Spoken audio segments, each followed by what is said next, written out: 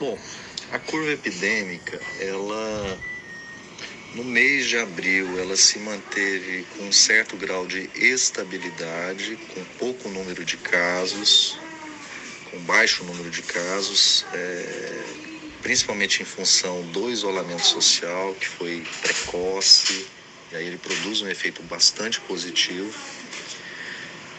Mas existe o paradoxo do isolamento social. Quando ele funciona, o número de casos reduz, cria uma falsa impressão na população de que o isolamento seria desnecessário, exatamente porque o número de casos está pequeno. Foi o que aconteceu no nosso estado.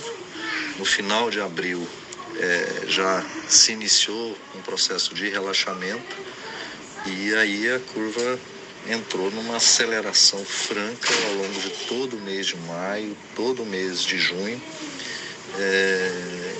e só foi começar a dar sinais de redução na sua velocidade a partir do final do mês de junho, e no dia 11 de julho nós alcançamos um platô que produziu uma certa estabilidade por 2 semanas, mas um platô elevado, com número diário de casos alto, em média 1.050 casos, com número de óbitos alto, em média 40 óbitos por dia, com em média 50 pessoas precisando de internação em UTI todos os dias.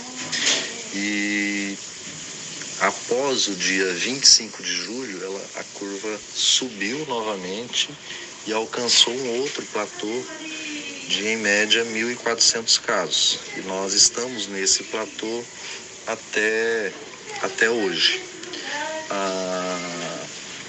No sábado, eu vou fazer um balanço. No domingo, na verdade, eu faço o balanço dessa semana epidemiológica, que é a semana 33, para avaliar o impacto das últimas medidas de relaxamento do isolamento social.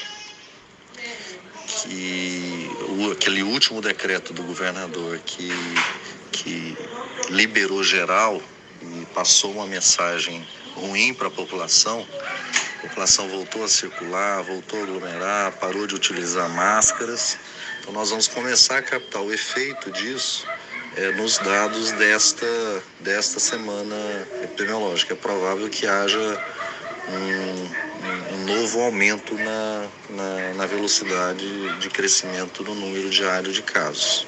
Mas isso a gente só vai poder constatar a partir da análise dos dados de domingo até sábado.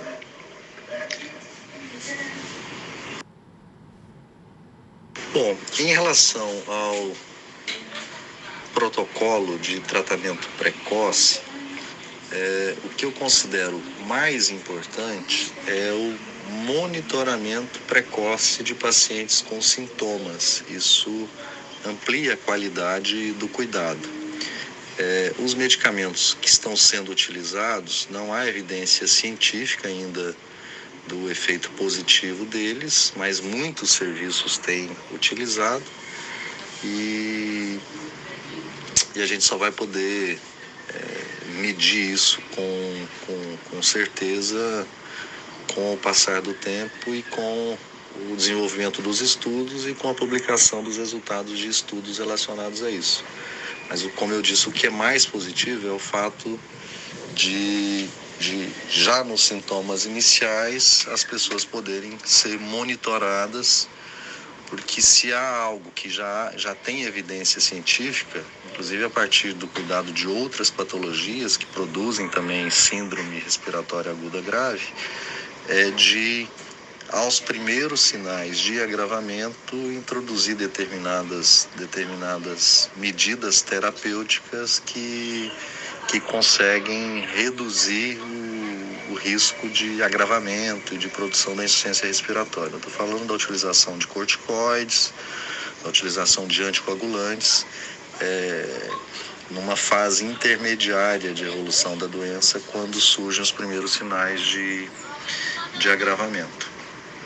Em relação às previsões, na verdade, as projeções que eu vinha fazendo, eu iniciei esse esforço já na primeira semana de maio, quando nós tínhamos uma série histórica já de 40 dias de epidemia, com dados mais estáveis para poder fazer análise e projeções.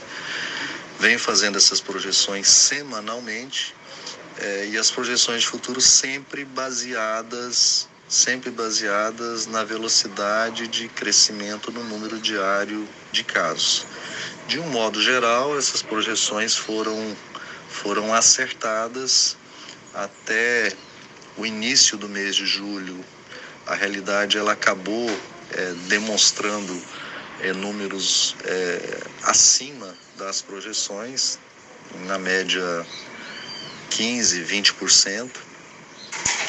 E quando a epidemia alcançou o platô, isso coincidiu com problemas na alimentação do banco de dados do Estado e dificultou a produção de novas projeções para cenário futuro. A projeção que eu fiz no final de junho, com base nos dados da semana 26, demonstrava, assim, 2 possíveis cenários dependendo da velocidade diária de crescimento do número de casos. Um cenário em que se mantivesse a velocidade anterior de 4,9% ao dia, nós chegaríamos a 74 mil casos. E um cenário, caso já houvesse uma redução nessa velocidade, que a gente já tinha sinais dessa redução, nós chegaríamos a 53 mil casos no dia 1º de agosto.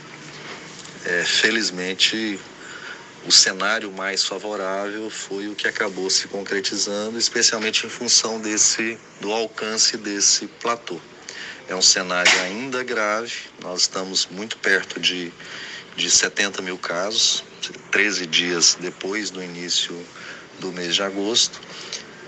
Mas é muito difícil agora fazer qualquer tipo de projeção, porque nós dependemos, primeiro, de estabilidade nas informações constantes no banco de dados. Segundo, nós dependemos do comportamento da população em termos de circulação. Então, essa semana a gente começa a ter os efeitos do aumento da circulação para poder ter condições de realizar novas projeções. Mas o fato é que, no cenário de hoje, a pandemia, o número de casos cresce em média 1.400 casos todos os dias. É nesse platô que a gente está, com uma média de 37 ou 40 óbitos todos os dias também. O que a gente precisa é avaliar se vai haver uma aceleração, se vai se manter ou se vai haver uma redução no número de casos a partir da avaliação semanal. Uma outra questão é que, assim, como o número oficial de casos já está na casa de 70 mil pessoas infectadas, o número real é entre 7 a 10 vezes isso. Então, nós já podemos ter no estado 700 mil pessoas infectadas e isso já produziu um certo grau de imunidade comunitária. É a explicação mais provável para o platô que a gente está vivenciando há um mês. Agora, é lógico que qualquer mudança no comportamento da população altera isso. A medida mais eficaz continua sendo o isolamento social. Quanto menor for a circulação de pessoas, menor será a taxa de contágio. E outra medida importantíssima é assegurar as pessoas nos primeiros sintomas o acesso a atendimento por trabalhadores da saúde, para que essas pessoas possam ser monitoradas e, aos primeiros sinais de agravamento, receberem medidas terapêuticas que reduzam o risco de evolução para a forma grave da doença.